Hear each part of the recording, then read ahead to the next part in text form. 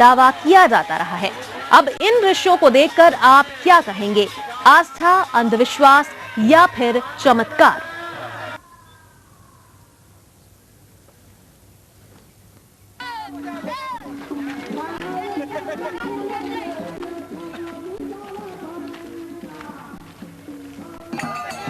तो आप देख सकते हैं इन दृश्यों में कि किस तरह से लोगों की आस्था है, इस तरह का विश्वास है। यहाँ पर तेजा जी के जो मेले के अवसर पर किस तरह से नाग देवता को टोकरी में बिठाया जाता है।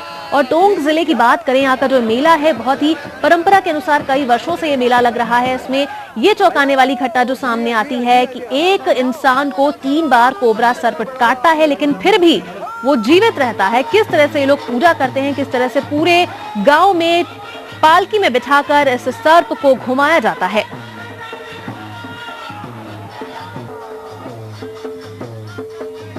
तेजा दशमी के ठीक एक दिन पूर्व नाग देवता को पूरी तरह से सम्मान पूर्वक आमंत्रित किया जाता है और जब वो प्रकट होते हैं तो फूलों की पालकी यानी टोकरी में बिठाकर पूरे गांव में श्रद्धा पूर्वक घुमाया जाता है और दूध पिलाया जाता है। ऐसी मान्यता है वहां पर ग्रामीणों की कि जिस चबूतरे पर सांप को फूलों की टोकरी में रखा जाता है वहां जहरीली सरे सर्पों से डसे या काटे जाने का शर्तिया इलाज हो सकता है।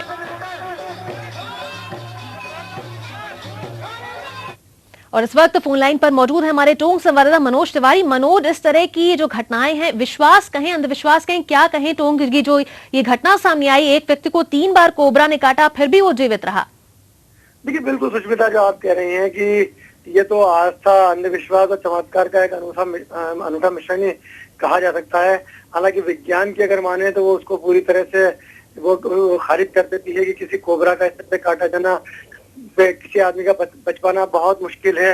लेकिन जब ग्रामीण संस्कृति की हम बात करते हैं, लोक देवताओं की हम बात करते हैं, राजस्थान की लोक संस्कृति की बात करते हैं, तो लगता है ये सारी घटनाएं बिल्कुल सच है। क्योंकि ग्रामीण में जिस तरह का आप दृश्य देख रहे हैं, घोड़ला जो है, जो कि जिसको भाव आता है, वो कोबरा को पकड़ के अपने मुंह पर कटाता है और उसके बाद वो बेहोश हो जाता है। बाद में होश आने के बाद उस कोबरा को वापस छोड़ दिया जाता है। सांप जो है वो बिल्कुल जहरीली प्रजाति का, कोबरा प्रजाति का सांप है। ऐसे में ये सब कुछ बड़ा अजीब सा लगता है देखना कि किस तरह से आगे सब कुछ होता है। जी सुष्मिता। जी बिल्कुल मनोज, बड़ा अजीब लगता है ये देखकर। क्या ये जो परंपरा रही है, शुरुआत से चली आ रही, कई सालों से परंपरा है, ये मेला लगता है यहाँ पर, इस तरह की जो ये कुछ होता है, सांप को कटवाया जाता है, ये हमेशा से होता रहा है यहाँ पर? देखिए सुष्मिता, इस पास के अंदर ही यहाँ एक जगह है ऊखलाना, वहाँ पर दहलवाल जी की जन्मभूमि है, शेषावतार की जन्मभूमि रही है। वहाँ ये मेला तो कई सदियों से भरता आ रहा है। लेकिन जिस गाँव की हम ये दृश्य दिखा रहे हैं, जो हम बात कर रहे हैं, ये सुरेली गाँव है। पिछले 15 साल से ये मेला लग रहा है और पिछले 5 साल से ये जो कोबरा से कटवाने के जो दृश्य हैं और ये जो गतिविधि है यहाँ पर चल रही है। 5 साल पहले यहाँ ऐसा नहीं हुआ करता था। जी सुष्मिता। जी मनोज, 5 साल से लगातार ऐसी कुछ गतिविधियां हो रही हैं। वाइल्ड लाइफ प्रोटेक्शन एक्ट की बात करें मनोज, 1972 की, तो उसके अनुसार ये जो वाइल्ड लाइफ है, जिनमें सांप भी आते हैं, इनको पकड़ना इस तरह से ये गैर कानूनी है। क्या कहेंगे इस मामले में? बिल्कुल, आप यदि वन्य जीव अधिनियम की बात करते हैं हम लोग, तो कोबरा जो है वो शेड्यूल 1 का जो है वो जानवर है। उसका किसी भी तरह से उसको पकड़ना, उसके साथ तमाशा दिखाना, वो पूरी तरह से प्रतिबंधित है। लेकिन सुचिता इसमें, क्योंकि कानून के अंदर एक क्लू है कि जब तक पैसे कमाने के लिए इस काम को नहीं किया जाता है तब तक ये अपराध नहीं है। ऐसे के अंदर क्योंकि ये जो दहलवाल जी का यहाँ पर मेला लग रहा है, जो तेजा जी का जो मेला लग रहा है, यहाँ पर कहीं भी पैसा जो अर्निंग है वो इसका उद्देश्य नहीं होता है। जैसे में वो कानून यहाँ पूरी तरह से लागू नहीं हो पाता है। हालांकि जिस तरह तेज आवाज के बीच में सांप को पकड़ा जाता है, उसको परेशान किया जाता है, उसको कभी गले में लपेटा जाता है। मनोज, आप हमारे साथ बने रहे। इस वक्त फोन लाइन पर मौजूद हैं सांपों के जानकार डॉक्टर विजेंद्र त्रिपाठी। डॉक्टर विजेंद्र, आपका स्वागत है। डॉक्टर साहब, टोंक की जो घटना हम दिखा रहे हैं अपने दर्शकों को, जिसमें एक कोबरा ने एक व्यक्ति को 3 बार काटा फिर भी वो जीवित रहा, किस तरह से आप इस घटना को बताएंगे? कैसे मेडिकल साइंस में इसको डिफाइन किया जाएगा? किस तरह से वो बेअसर करता है सांप के जहर को? इसमें जो क्लिप दिखाया है उसके अंदर सांप के काटते ही व्यक्ति बेहोश होता है। आमतौर पर सांप के काटते ही व्यक्ति बेहोश नहीं होता। जहर को असर करने में कुछ समय, कम से कम 1 मिनट का लगता है। अर्थात ये जो हम देख रहे हैं ये शायद एक नाटक है। वो बेहोश नहीं हुआ और बेहोशी का नाटक कर रहा है।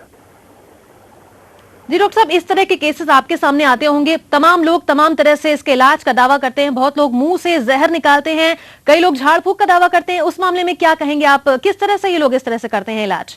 नहीं, झाड़ फूंक का कोई असर नहीं होता। मेडिकल साइंस के अंदर इसमें एंटीविनम अवेलेबल है। सांप के जहर का इलाज सिर्फ एंटीविनम से है। अगर कोई सांप जहरीला नहीं है उसके लिए किसी इलाज की जरूरत नहीं होती है और व्यक्ति स्वतः ही बच जाता है।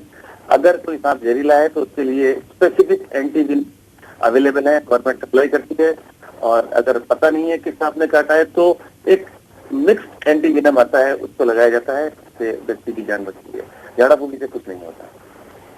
जी डॉक्टर साहब, ये जैसा कि टोंक जिले की जो घटना हमारे पास सामने आई है जिसमें एक व्यक्ति को 3 बार कोबरा ने काटा फिर भी वो जीवित रहा, लोगों की आस्था इसमें काफी ज्यादा, आप क्या कहेंगे मेडिकल साइंस किस तरह से लेती है, क्योंकि काफी लोग इस परंपरा में, इस मान्यता में विश्वास रखते हैं? इसके 2 ही कारण हो सकते हैं मेडिकल साइंस के हिसाब से। या तो सांप के जहर की ग्रंथि निकाल दी गई है अथवा उस व्यक्ति ने अपने शरीर के अंदर उस सांप के जहर को मारने की क्षमता विकसित कर ली है।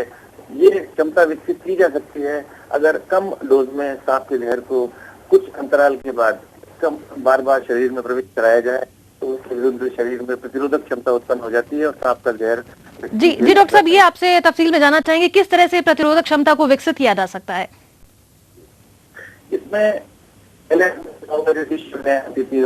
राजा डेवलप करते थे, अभी आप सामने देख रहे हैं। और व्यक्ति अगर ये वाकई कोबरा जहरीला है और उसके काटने से वो मर नहीं रहा तो उसका एक ही कारण है कि उसके शरीर के अंदर एंटीबॉडीज हैं। कुछ अंतराल के बाद में सांप के जहर को कम मात्रा में, अधिक मात्रा में जो नहीं हो, अगर बार बार शरीर में इंजेक्शन द्वारा प्रविष्ट कराया जाए तो के विरुद्ध रोग क्षमता उत्पन्न होने लगती है, जो कि अचानक वो उसके काम करते हैं। डॉक्टर साहब, ये जानना चाहेंगे जैसे कोबरा की बात करिए, अगर सांपों की स्पेशीज की बात करें, कोबरा को लेते हैं तो क्या इन कोबराज में भी जहर की जो मात्रा है वो अलग अलग होती है?